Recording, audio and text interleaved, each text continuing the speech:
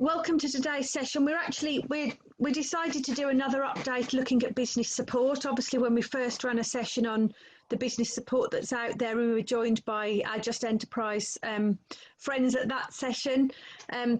The situation we're in was quite different.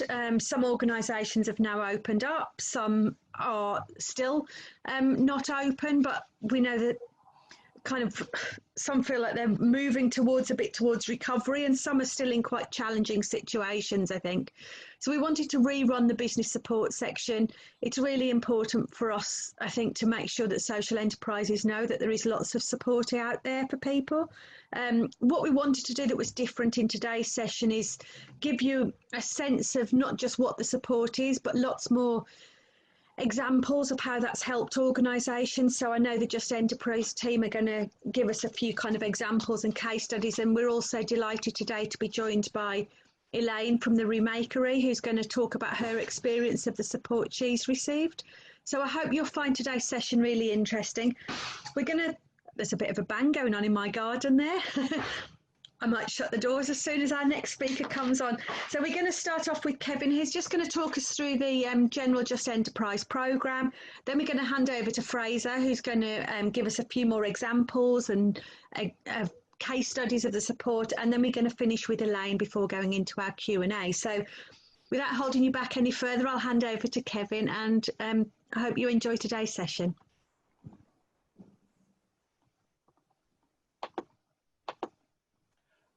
Okay, thanks very much, Naomi. As Naomi said, my name's Kevin Smith. I'm a business advisor with CEIS, and I'm joined today on the panel by Fraser Millar from Full Sector Development and Elaine Brown from Edinburgh Remakery. Just to give you an idea of what we're looking to cover this morning, for the uninitiated, just to start with a kind of brief overview of the Just Enterprise programme in normal times. We'll go on to talk a little bit about how we've repurposed some of the programme in light of the COVID-19 pandemic, particularly in terms of support to third sector organisations impacted by that. Fraser and I will go on to give you some examples of the support that we've actually provided some of these organisations who have still tapped into the Just Enterprise programme in the last 5 months. And then Elaine will tell you a little bit about her organisation and her experience of her Just Enterprise support.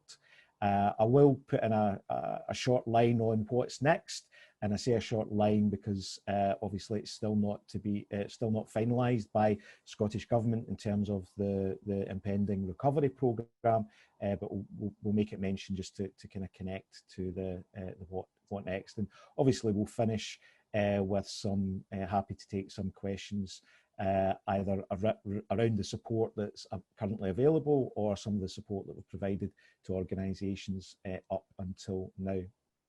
Okay, so for those of you not familiar with the Just Enterprise programme, basically it's part of Scottish Government's investment in third sector organisations, enterprising third sector organisations and social enterprises, and around about different aspects, whether it's starting, developing, growing, even just sustaining, keeping an organisation at the size and level of impact that it has at the moment, rather than necessarily seeking to go further, but quite important to kind of hold its own. So all those different aspects that an organisation faces.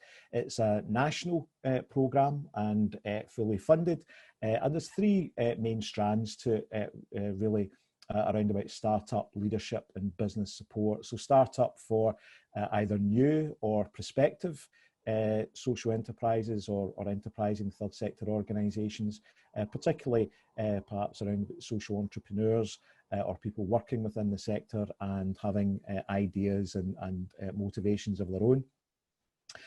Leadership programme for individuals as opposed to organisations, but again those leading, managing, working with enterprising third sector organisations and social entrepreneurs as well. And then business support for existing and established third sector organisations who, as I say, are maybe looking to develop or hold their own in terms of what they deliver and the impact that they have, or who are looking to perhaps grow in terms of the size of organisation or social impact that they have. I mentioned the different organisations that myself and Fraser work for. Just Enterprise is a consortium of 10 partners rather than an organisation in its own right. So it includes CEIS, full sector development. Also, I think Community Enterprise, or I think Community Enterprise are joining us today in the seminar. So just to give them a mention as well. We all have different kind of areas of expertise and experience, and certainly in terms of startup, one of the partners, Firstport, leads in that area, and Social Enterprise Academy delivers the leadership aspect of the programme. So in terms of where you can find us, there's a new landing page just to kind of reflect on the Just Enterprise website the kind of current circumstances that people, organisations find themselves in, and just to give you them quick access, if you like, to some of the existing and the new aspects to the programme that I'm going to speak a little bit about. So obviously COVID-19 has impacted on Just Enterprise, similar to some of yourselves, and we've made some adjustments to the programme to continue the support that we provide, some new ways of working, maybe some more emphasis on some aspects of the programme over the last 5 months than we might have normally expected to provide. So just looking at some of the links through, I'll start with the end, if you like, because they're really just kind of quick links to give you quick access to the SCVO hub, which is a first port of call across the third sector in terms of the support and activity available for third sector organisations to tap into. Also, the Resilience Fund link. The Resilience Fund is still open, although I would imagine it would be winding down as soon as the new recovery programme is introduced. But at the moment, the Resilience Fund is still open, and this link takes you through to the Just Enterprise support that you could potentially tap into there if you're considering a late bid into that fund. Looking more at the kind of stalwarts of the programme, back to the left-hand side, in terms of, I mentioned, startup, leadership, business support. Certainly we have seen a drop-off in the number of startup inquiries, but like other areas of the economy, as some sectors suffer, then there's an interest from individuals about potentially starting their own business, and we anticipate some of that to come through in terms of people looking to start their own social enterprise as well. The leadership programme delivered by Social Enterprise Academy, that is very much gone online. Business support, we are still having inquiries from organisations who are kind of pursuing their long-term strategy and still looking for that kind of broader support in terms of whether it's their business planning, their marketing, so where they've perhaps got their immediate response situation addressed in terms of COVID-19 and are going back to looking at what's the kind of medium to longer term view and potentially making adjustments there. Part of that business support as well, that's the kind of one-to-one support that the programme can provide. Also the workshops, looking at specific business functions and skills. Those we've prioritised a number of those to go online. Some others we're kind of holding back on, depending on how the situation develops and whether we might return to a physical setting for some of those as well. But really taking feedback from the organisations we work with about what are some of the more important issues that they have had to address in the last 5 months and currently need to address, and that's kind of guided us on which of the workshops we look to kind of put online first. And obviously behind the scenes, there's been a number of changes to the Just Enterprise processes to try and stream those a little bit. Okay, just to maybe focus on then the business resilience support, the adaptations we've made to the programme support in light of the impact of COVID-19. And I'm going to talk a little bit about some of those now. This one, just to kind of give you a picture of some of the support we have been providing between April and July. There was some pre-grant support available for the Third Sector Resilience Fund, delivered via Firstport as part of the Just Enterprise programme. And it was really about improving or helping organisations to put in a better bid or a bid that would be eligible for that particular fund. So there was some initial awareness raising seminars and linked to that some very limited one-to-one support around a couple of specific areas for making that application in terms of supporting information, but certainly not, it wasn't about supporting actually carrying out or completing the application. It was more about some of the key points of information that you'd require to do that. That support has ended at the moment with the last of the seminars, and depending on what the next tranche of Scottish Government funding looks like, would depend on whether something similar comes back in the future. Some support that is currently available for organisations to tap into is around about the one-to-one resilience support. And this was very much an adaptation of certain elements of the programme, where we were looking to fast track this type of support. Still a competitive process because resources in the programme aren't unlimited, but it was giving organisations a chance to quickly access some kind of emergency response support to tackle some of the immediate issues, even some of those issues that maybe aren't normally covered by the programme, but it was just recognising to put some kind of resource in quickly for people to tap into.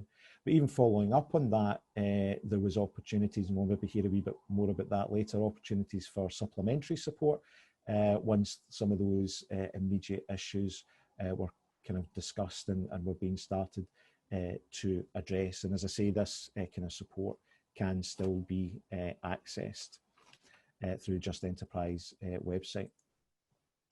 And the last aspect, I just wanted to highlight some of the online support.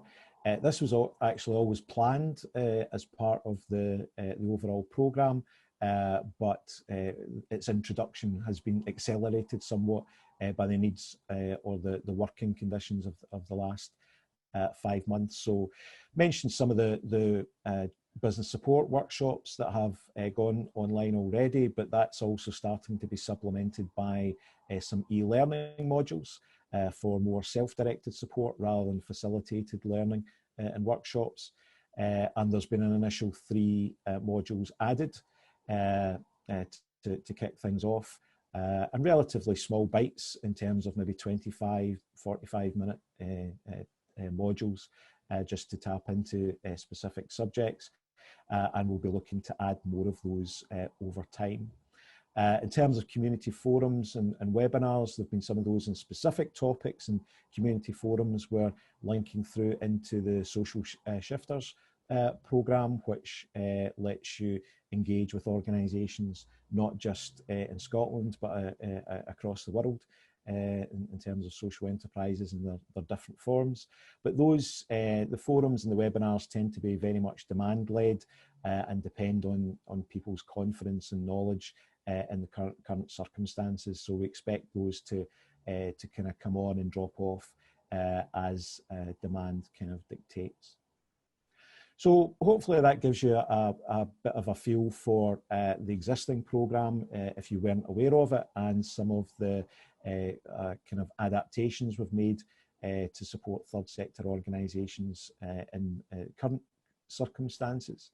What we wanted to do now was just to go on to describe a little bit about how some third sector organisations have been tapping into that support with some generic examples, and then I can speak about one client that I've been working with in particular before Fraser gives a few more and Elaine gives her kind of perspective.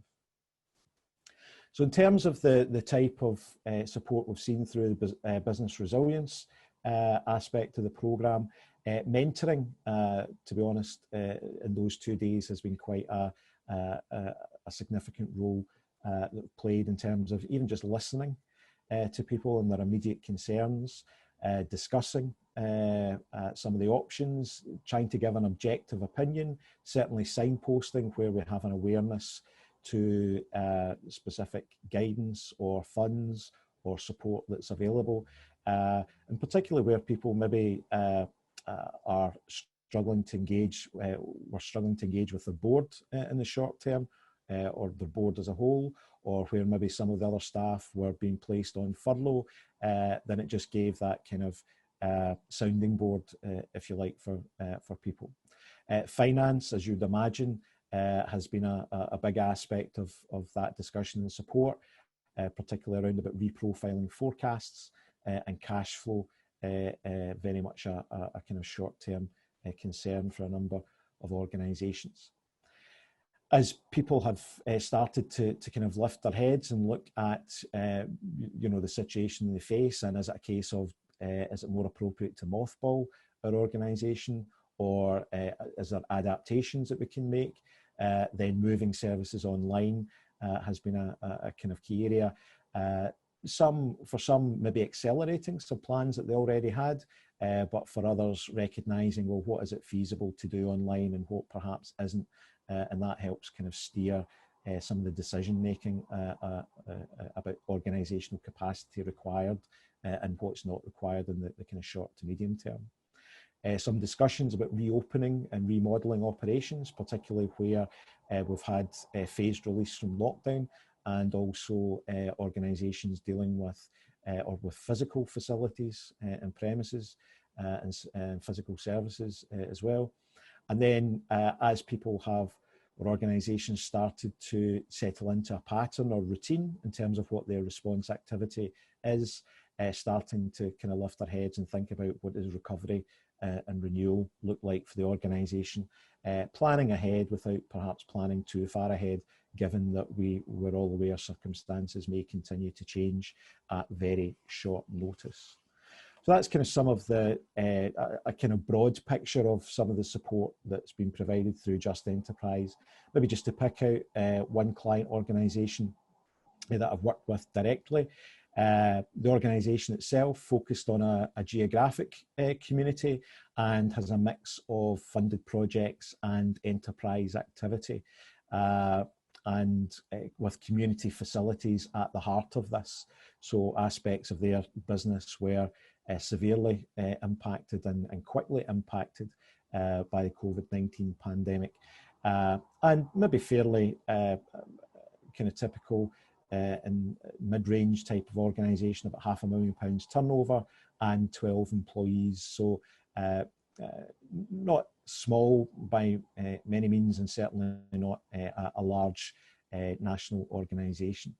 In terms of the immediate impact of COVID-19, they ended up furloughing some of their staff. They saw a drop in income from the closed facility.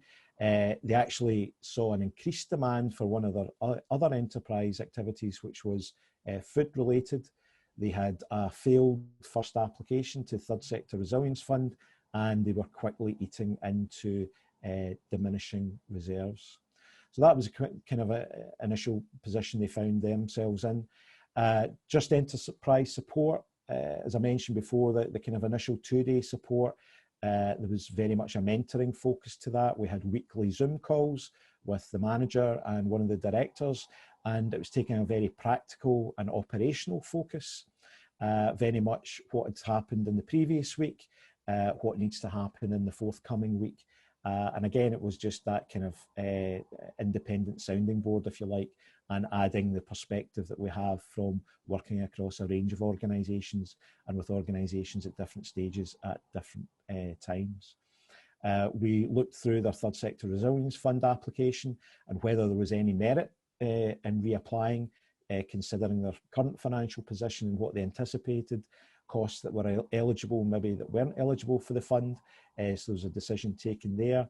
and then looking at some of the kind of day-to-day practicalities as well around about what are the alternative sources of funding, how might they reduce overheads, was there opportunity to repurpose some of their grant funding or some of their activities, reconfiguring job roles, actually making an investment to adaptations to their operating model, which was going to save them some cost in the medium term, and about accessing response funds as well. So very kind of practical discussions.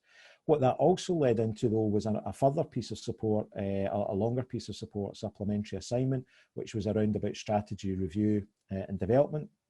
They were about to kick off their 5-year strategy on the 15th of March, and that obviously changed on the 16th of March. And they now took the decision to look at a 2-year planning cycle in terms of the types of sectors that they operate in. And it was quite an interesting approach in that, for instance, when we revisited their SWOT analysis, things that were strengths and opportunities on the 15th, unfortunately weren't necessarily strengths and opportunities on the 16th of March with the impending shutdown. So that has kind of had implications for their business model, caused them to kind of prioritise and focus on specific aspects. And really just that discussion about, well, what is it that they should be stopping? What is it maybe they are pausing at the moment? Things that they should definitely continue, perhaps even some new things that they should start, but with the current operating environment in the background to that. So I wouldn't say it was all negative for them. They really recognised some positive impacts actually from the change driver, if you like, that was the pandemic. They've seen some growth in some parts of the business. They actually feel that they've speeded up their decision-making process, particularly with the board, and that some things that maybe they would have taken 12 months to investigate and explore and take decisions on, they were now taking decisions on within about 2 months. And also giving them a wee bit more focus, recognising that we can't do everything at a slower pace at the same time, and what we should really do is focus on 2 or 3 main parts of the business, develop those first, and then revisit some other aspects of the strategy. So that kind of review has left them. They still have identified a funding gap over the next 2 years, but they feel it's a manageable funding gap which can be addressed through growth and income and perhaps some input from grant funding as well. Okay, I think you've heard enough of my voice to start with. Fraser's going to talk about a few more examples of support received by Just Enterprise clients, and Elaine after that will go on to talk a little bit about her experiences. Okay, thank you, Kevin. I think firstly, just to say, obviously, for those organisations who have engaged with the Just Enterprise programme in the past, you can be a bit aware, more aware of the one-to-one support that we provide. And within that, the focus of support we provide in normal times is very much about kind of enterprise and enterprise development, and the things that we'll kind of cover under that are, we'll provide support around things like, business planning and marketing and financial planning, things like tendering support for tenders as well. So I would just say that in light of all this, although we're talking about the business resilience program, that definitely, thinking ahead, thinking more long term, and obviously the response to the pandemic is going to be part of your long-term plan. So all those things around, business planning and marketing and financial planning, all those things that you would have applied to Just Enterprise for in the past, then you can still do that, and you should still do that. And the program is obviously open for applications. So I would say get those applications in for the mainstream program as well as the business resilience program that we're working on at the moment. So. And that's the first thing to say. Kevin's kind of covered all of this, but just to reiterate some of that, I mean, in the very early days of the business resilience program, the focus was very much on the immediate response that the organisations were having to the pandemic, and a lot of that was very much on on crisis management, and how organisations could effectively survive kind of lockdown and beyond that period. And obviously at the start of that process, we'd start working with organisations. Thankfully, very quickly afterwards, obviously things like the furlough scheme, other business support grants came online pretty quickly, which offered a lifeline to organisations and really helped us. And we kind of worked with a lot of those organisations, kind of planning their way through that, and focusing on some of the stuff Kevin's mentioned around, things like financial reforecasting, kind of working out where the crunch points were, looking at how all non-essential income could be reduced, and then very much with things like advice around support and funding with the reduction in income for a lot of organisations. Obviously, funding became a lifeline, and we did help a lot of organisations with BIS, the Third Sector Resilience Fund, largely focusing on I guess a couple of things like financial forecasting for that, and making sure they fully understood their funding requirements going into that, and supporting organisations to kind of develop compliant bids. But in terms of where we are now, we're really working with a lot more organisations, as Kevin said, on that next stage of recovery as well, and how organisations can navigate that process. And that is things like, obviously, the restructuring of organisations. It could be going online. I think one of the things from this pandemic is that will change forever is that obviously customers are a lot more willing to buy services and expect to buy services online, and there's always been a move in this direction, but I think that has been speeded up, and organisations that we're working with are kind of responding to that as well, quite recognise the importance of that, not just now, but the importance it is going to be going forward. Planning for the reopening of services, obviously, given the impact, the timing of services, it's with a lot of organisations, it's definitely not always going to be the best idea just to reopen all services at once. It might be counterproductive for some to do that, if they can't get the sort of volume of business that they would require to make that sustainable. And also kind of what the other big thing that we're starting to do more and more, and I guess this comes back to the earlier point about thinking about long-term planning, is what your organisation might look like coming out the other end of this as well. I mean, the world's obviously has changed in the short and medium term, but even coming out the other side of this, there will be long-term changes, and there'll be changes to behaviours and consumer behaviour and all the rest of it. Probably will not return to normal. So as an organisation, organisations are starting to give consideration to what that might look like, and obviously trading online is just one of those aspects, but it's how important your services will be going forward. When people have a bit of a different mindset coming out the other side of this. But anyway, in terms of some of the organisations we worked with more recently, and the sort of things that we've been working on, and one example would be working with quite a large sports-based charity, very relied heavily on income from membership income, and also income from actually catering outlets and bar outlets as well. And when the kind of lockdown began, all their income just kind of disappeared overnight. So immediately they were struggling to see a pathway through all this. So we were able to kind of support them with some immediate crisis management, cash flow planning, trying to get through the next 3-4 months.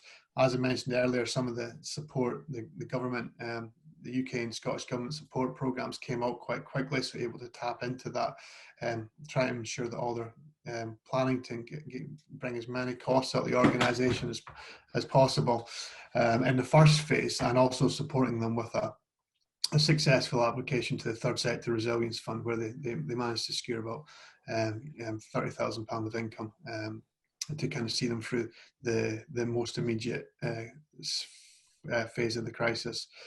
Moving into the second phase of support, being able to provide them, it's very much about going forward. The timing for reopening is a big part of that.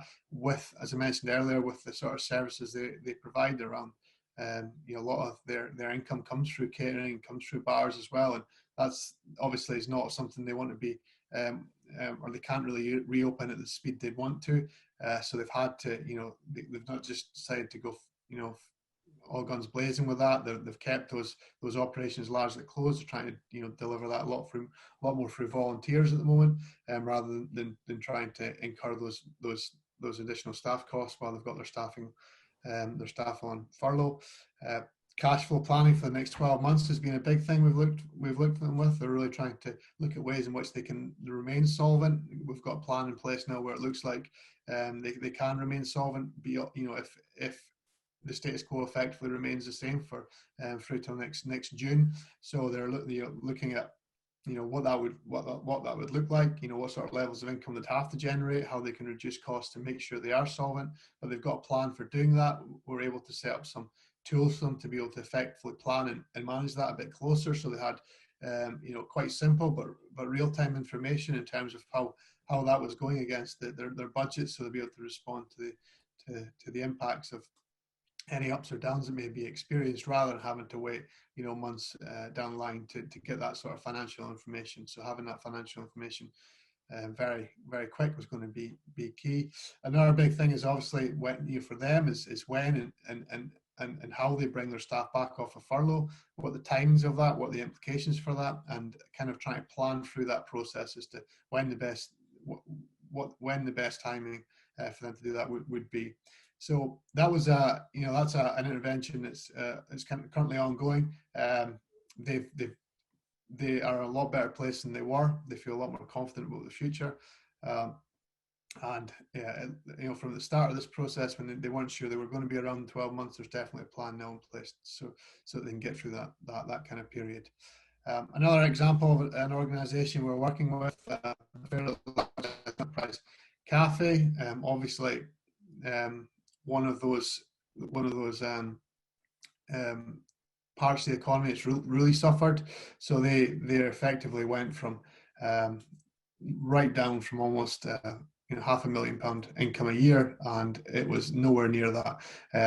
So we were able to immediately provide them some support in terms of accessing grants for the business resilience. The resilience fund. Moving forward, we've been able to continue that support and really looking at their kind of business plan for the next 12 months and what that looks like. So part of that is identifying new sources of income, and being successful from their income reducing to about 10% of its normal levels at the start of lockdown. They were able to get that up to about 40% of their normal levels before reopening, just by identifying new markets that they hadn't really tapped in before, and that might be an opportunity for long term. Those markets may continue beyond the end of this pandemic as well. So there's the good things that came out of that for them as well. And bringing staff back off of furlough and identifying a kind of a suitable staffing profile for the short and medium term.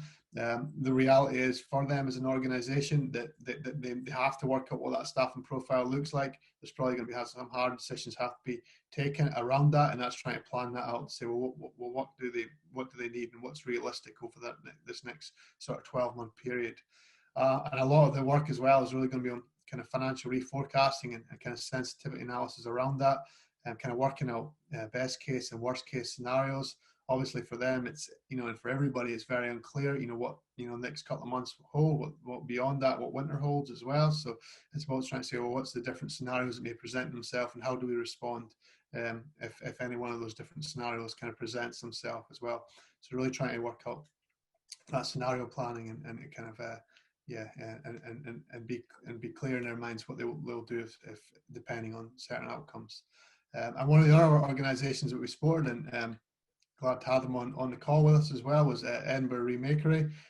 We provided some support to them on kind of generally on business recovery, but rather than me talking about that, I'll hand over to Elaine from Edinburgh Remakery, and she can chat about that support in a bit more detail. Thank you, Fraser. I'm absolutely delighted to be along here today because I'm such a fan of the support that I've received from Just Enterprise. And if you didn't know about them before, and if you haven't used them before, then I just cannot emphasize enough that you need to do it. So I'm really delighted to tell you what impact that engagement with Just Enterprise has made to us. It's been invaluable. So to paint a picture, obviously when COVID started, the Edinburgh Remakery immediately went into lockdown, and overnight our income was halted, and we're only a team of 6, and 3 of my staff went into furlough immediately, with just 3 of the management team remaining throughout this whole episode in post. So going from initial panic crisis mode, it was what do we do, and very quickly, obviously, there was a raft of different grants and support measures that were sort of coming at us, so we were overwhelmed by the amount of things that we could apply for, things like the local government, local authority rates rebate, the job retention scheme, obviously, and then obviously we heard about the third sector resilience fund. And again, just with resources being very tight, we looked at it, and the fund was a no-brainer that we had to go for it. But the level of detail, the devil was in the detail, in the sense of, to be successful for that fund, we really had to have a firm grasp of our cash flow and all that entailed. And it was through the SCVO Third Sector Hub that I noticed that there was some support available through Just Enterprise. Didn't really know what that was. I thought, well, I'll just contact, and my goodness, that made all the difference in the world, because we were very quickly partnered up with Fraser through Fourth Sector support, and they didn't do the application for us, but what Fraser helped us to do was very quickly grasp the multitude of issues around our cash flow and how best to present that to make for a successful bid, to hit the criteria and the targets that would get us the maximum amount of money. So what was really invaluable for us was really having that external viewpoint, for them looking in. Sometimes it's, you can't see the wood for the trees when you're so close to things, so just having that expert opinion, and there was just back and forth over a few days, to the point where we were ready to submit our application. And all around I was hearing of some organisations not being successful with their bid or being asked to relook at it, so I was a bit nervy, but because we'd accessed the support of Fraser, our bid was successful with no additional information. So that was just incredibly important for us, because getting that Third Sector Resilience Fund money meant that I could, and the Edinburgh Remakery could, breathe. We could take that breathing space and be able to start to look forward, because it allowed us to sort of secure a short-term breathing space to sort of look forward. So that was amazingly important. But that wasn't the end of our journey with Just Enterprise, because building up that relationship with Just Enterprise and them getting to know about our organisation, we also heard about the one-to-one follow-up business support that was available. So we immediately grasped hold of that as well, and that entitled us to a couple of days of business support, and luckily we were able to maintain with Fraser, so he already had a sort of knowledge of where we were and what we wanted to do. And so that additional support, I would encourage you to make use of that, because that now allows you to drill down and see what the future is going to be. So we looked at every aspect of our work stream, every aspect of our current staffing. We looked at short, medium and long-term business planning. We looked at adapting to the new normal and maybe not coming back with the Edinburgh Remakery of old, but a new version. And what Fraser's support and Just Enterprise support helped us do was really produce some amazing sort of cash flow predictions for our work stream that would have just taken us forever to do by ourselves. Their expertise was absolutely phenomenal and made us think about things, challenged us, kept asking, but why? And that was good questions, because sometimes you do get into the trap of, you just do what you always do and you follow the well-worn path. Well, we can't afford to do that now in the COVID world, and their expertise really helped us to produce some amazing cash flow predictions, and what we've been able to use that for is to persuade and cajole our board to go the way that we think that Edinburgh Remakery needs to go for short, medium and long-term viability. And having really sound business case based on cash flow is absolutely crucial. So that has been amazing. It's really challenged us and helped us to sometimes question, you know, we always maybe had a question of why we did something, but didn't really delve deep.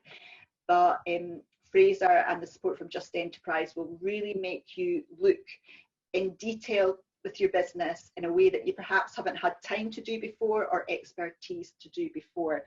So as I say, getting the initial resilience funding support helped us secure the £55,000 to give us the breathing space. The additional support allowed us to think beyond, and we're now in a position with the Edinburgh Remakery that we're looking at reopening on the 18th of this month, which, you know, if you'd asked me at the beginning of all this, I just couldn't see a way forward. We're opening differently, but we're feeling confident about why we're doing it in the way we're doing it, and we have a real detailed plan and a way to analyse the future. So I can't sing their praises highly enough.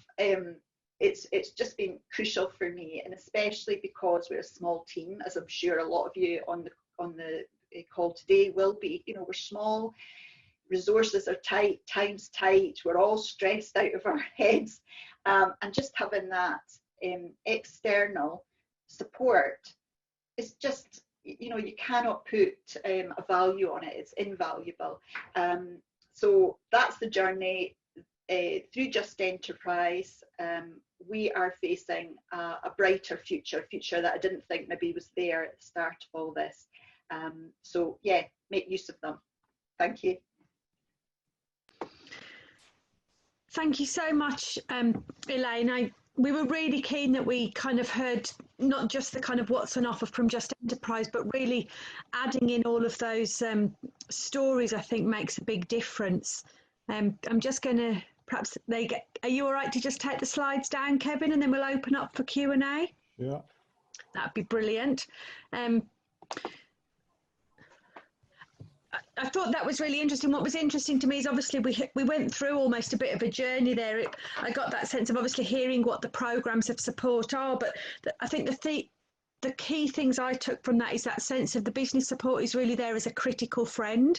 So that question of why is that critical friend approach that can be really valuable in terms of seeing things from a different perspective. Obviously, you talked as well about applying for some of the other funds, and just that information side of business support's really helpful. There's a lot to keep in touch with at the moment in terms of different criteria. So I really picked up on that information and support.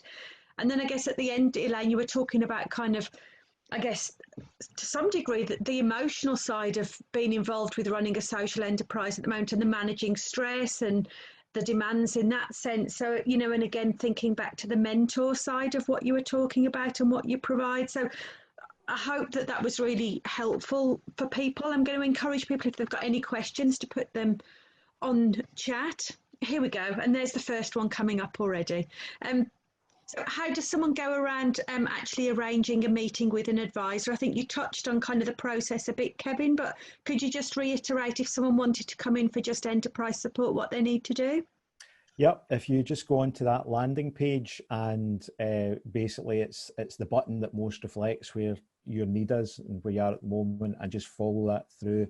Certainly for the business resilience support, it's a fairly short application form to get you through to start talking to an advisor, and you know, even if it's perhaps a kind of longer term support activity through one of the other links, there'll be someone would be in touch.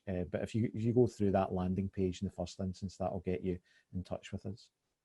Thank you, Kevin. I know a few people are asking for copies of slides, so I'm sure we can get copies off you, Kevin, and share. And I know a few people have put in the chat their email addresses, so we'll do that. So looks like you're going to get an application in today for some more support, and you know, it's really nice. I'm reading that chat, kind of someone talking about feeling isolated and just uncertain at this time. And you know, the great thing I think about the social enterprise sector is people will really work to help each other. And I know in addition to the direct business support, there's all sorts of other initiatives you can look up through social shifters and some of their peer support groups that they're running. So, you know, if you're still feeling on your own and you're not sure what to do, again, you could drop Social Enterprise Scotland an email. We can certainly forward you all the details about all the support that's out there, hook you up with Just Enterprise team if you're nervous about going directly, and just talk you through that application. I'm sure we could help with that.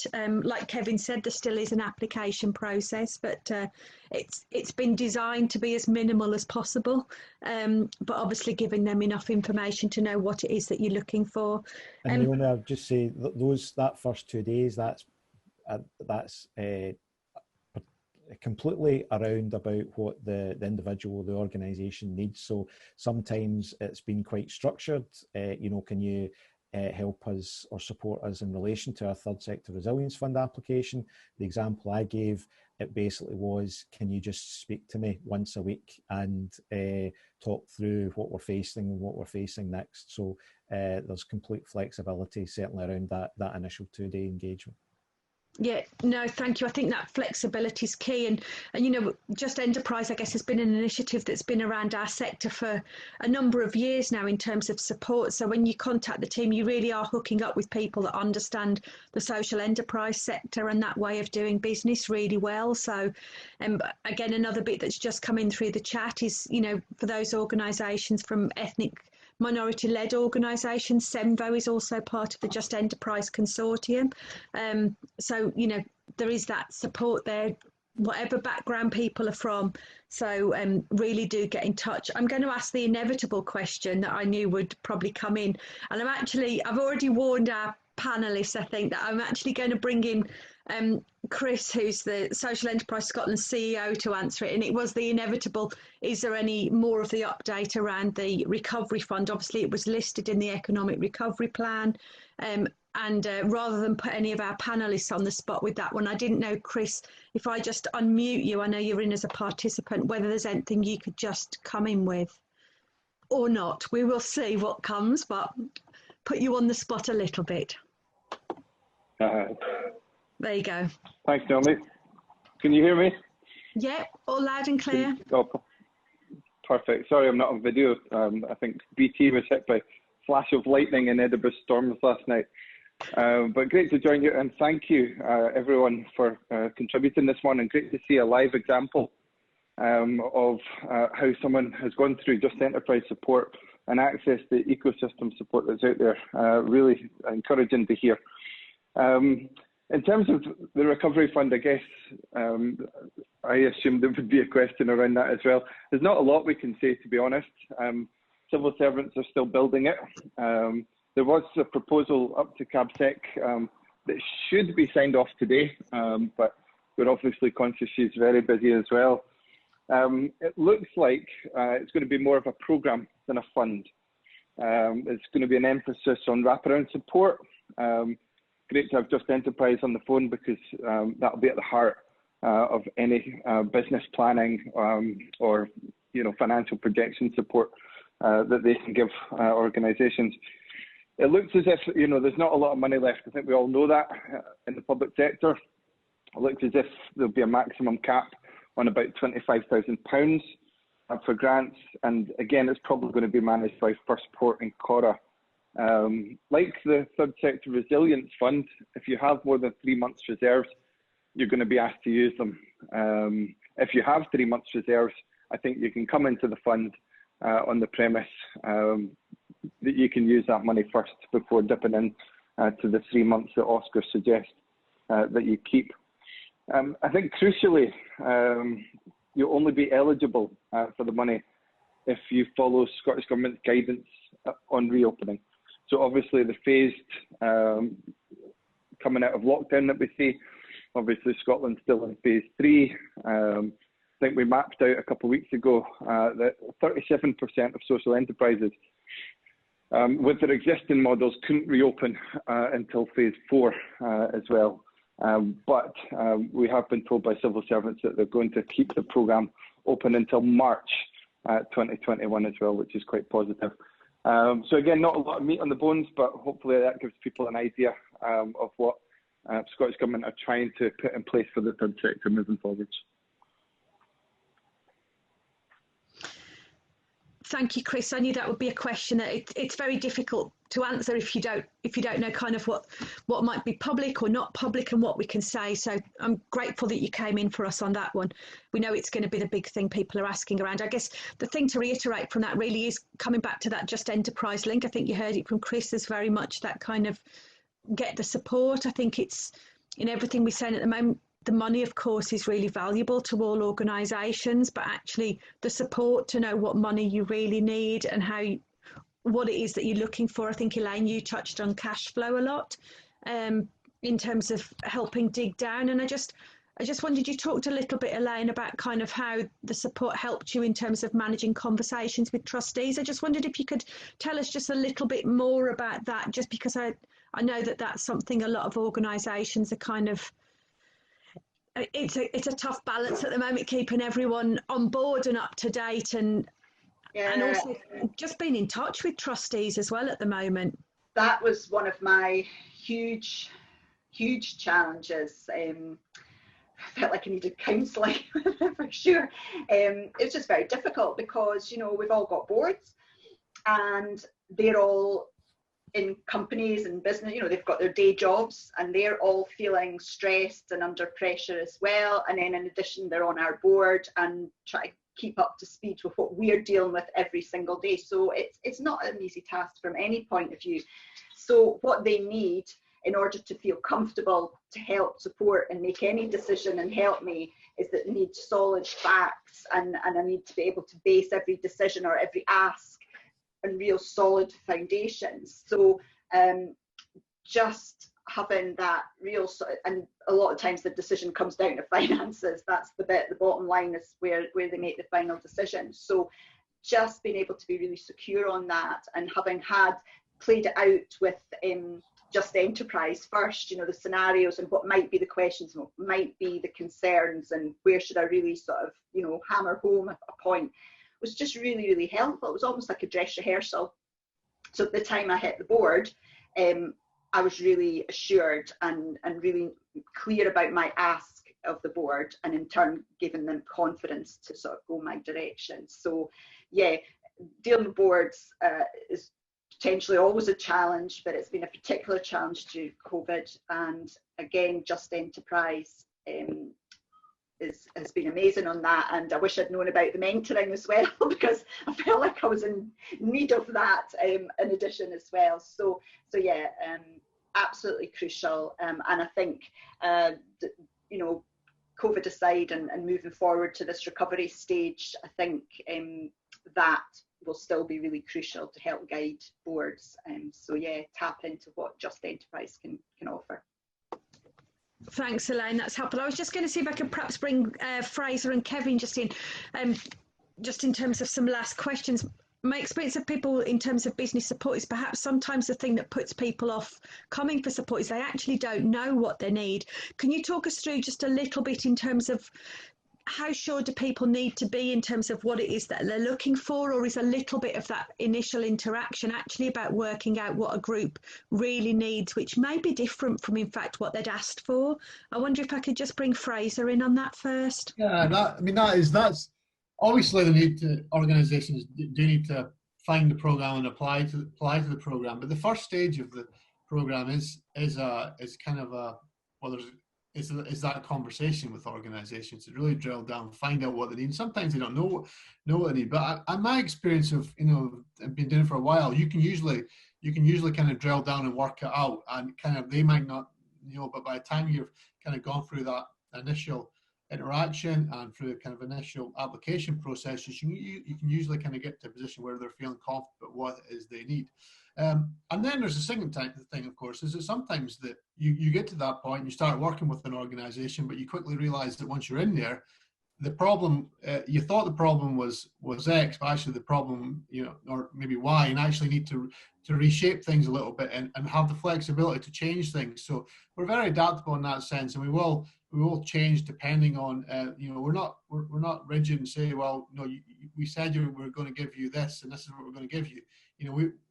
We try and focus on solutions in terms of what's best and outcomes for organizations. So we're very flexible in terms of changing the type of support that we can deliver and making it, really as most impactful as possibly can. So there's a continuing kind of a refocusing of the support that we provide from that very first interaction all the way through. We're always kind of tweaking it and making sure that it is actually what organizations need. And we can very quickly change if we don't feel that that's actually what it is, because that can often be the case. So yeah, organizations can feel confident that they can come in and throughout the process we will be able to work it out in terms of getting to the bottom of it all. Thank you, Fraser. I just thought it was worth reiterating that, because like I say, my experience is you don't always know what it is that you're looking for until someone starts to ask those why questions, I guess, Elaine, that you were referring to. Just in terms of any final comments for today, if you've got any last questions, just pop them through. And I was just going to ask Kevin, if you just got any final thoughts or final things you just wanted to reiterate in terms of the support that's out there. Yes, I mean, obviously turning our attention to recovery, but we understand that a lot of communities and a lot of third sector organisations feel they're still dealing with the response stage, and that we're now, I think, seeing kind of at the stage where it's almost from a social impact point of view, it's preconditions of COVID, where communities were maybe in poverty that's been exacerbated by COVID, but it's now back to, well, the new normal shouldn't be let's go back to benefits and food banks. Is there an improvement that we can make? And I think that's where Elaine touched on it as well. It's about, well, what is it that you actually come back with?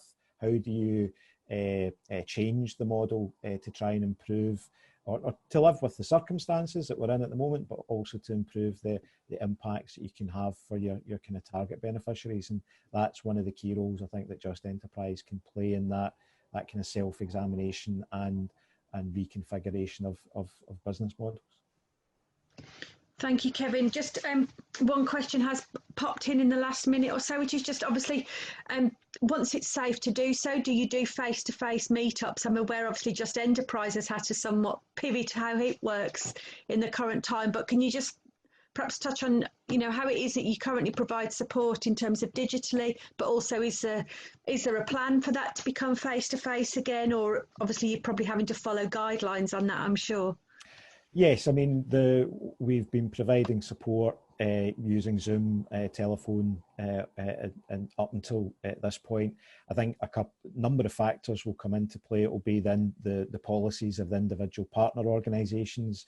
It will be the individual circumstances of each of the business advisors, and obviously it would depend on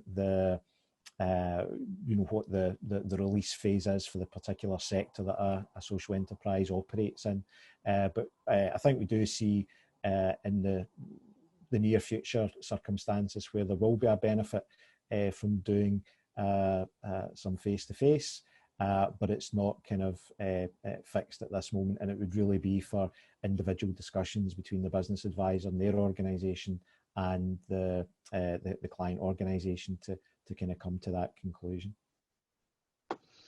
Thank you. And then perhaps just to finish on that, someone said actually it's as much about kind of networking with other social enterprises as well. So, I mean, obviously, lots of organisations in our sector used to run networking events, Social Enterprise Scotland, some of the Send Scotland organisations, if there was one in your local area. I guess at the moment, lots of that face-to-face networking isn't happening in terms of conferences and events. There are people are trying innovative ways of running those kind of events. So I know CEIS have got their policy conference on the 2nd of September. That's free to attend as well. You'll find more information and links to that certainly off our site. Through our Very Connect platform, we've got ways where you can find other members and message them directly. So that's there. And I guess it's just keeping an eye on, and again, perhaps reiterating social shifters as well with its peer support groups. Again, at the moment it's all digital, but that's at least enabling opportunities for groups to come and get together.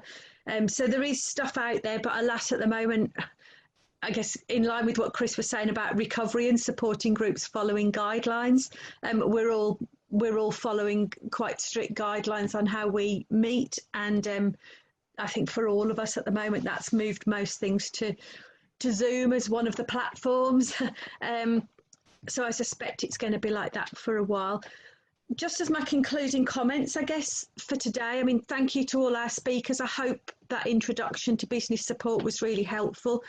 When I asked Just Enterprise to come back on and do this session, we suggested if they got a client that could come on to the call with them, because we felt it was really important to hear it from someone that had the support. And I was delighted actually when I heard it was Elaine, because I remember Elaine joining us on one of our very early webinars way back in March asking about support. So it's brilliant to see that actually that you've gone on and accessed some of that, and it's been a real help. So thank you all to joining us today.